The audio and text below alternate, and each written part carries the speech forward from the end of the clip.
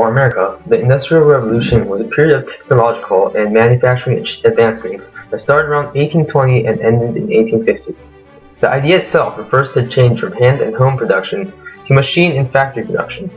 The time period was important because of the inventions of the spinning and weaving machines, which was operated by water power, which was eventually replaced by steam power. This helped increase America's growth.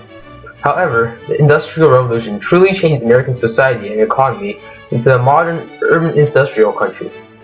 During this time period, new and efficient inventions would change the way Americans worked. Factories were constructed so that each individual would attain to a part of production. By working this way, the quantity of items produced would greatly increase. A textile mill, for example, would often have many workers each working on individual parts. This included cleaning, spinning, weaving, and dyeing, all under one roof. The main power source from these mills came from water, which was often used to spin a large wheel powering all the machines inside. Eli Whitney's invention of the cotton gin revolutionized the cotton industry in the United States. Prior to his invention, farming cotton required hundreds of man-hours to separate the cotton seed from the raw cotton fibers. Simple seed removing devices have been around for centuries. However, Eli Whitney's invention automated the seed separation process. His machine could generate up to 50 pounds of clean cotton daily, making cotton production very profitable. The invention drastically increased the want for slaves, as factory owners' income could gradually multiply. His idea, however, was quickly stolen by many people, even though a patent system was already invented.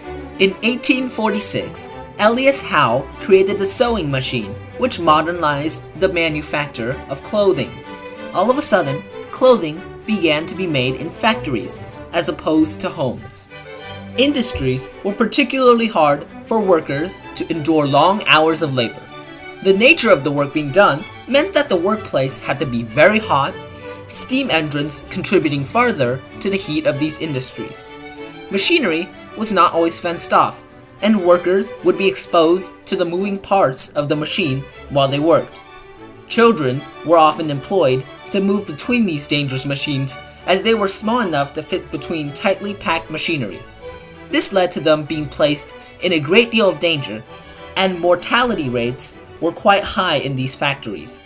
It was quite common for workers to work 12 hours or more a day in the hot and physically exhausting workplaces. With the increased size of the United States, better communication networks became crucial. In 1844, Samuel F.B. Morse created the telegraph, and by 1860, this network ranged throughout the eastern coast to the Mississippi. But, along with this great leap in technology, there was an overall downfall in the socioeconomic and cultural situation of the people. Growth of cities was one of the major consequences of the Industrial Revolution.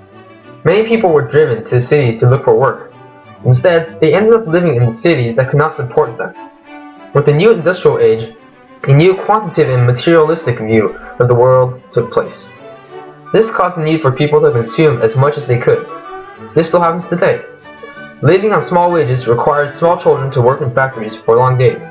However, advances were also made in agriculture, including better machines and cultivators. For example, Cyrus McCormick created the reaper, which allowed quicker and cheaper harvesting of grain. John Deere created the first steel plow in 1837, helping speed up farming across the Midwest. With the great advancements of the Industrial Revolution, inventors continued to work throughout the rest of the 19th and early 20th century on ways to make life easier while increasing productivity. The impact of these and other inventions at the time cannot be underestimated.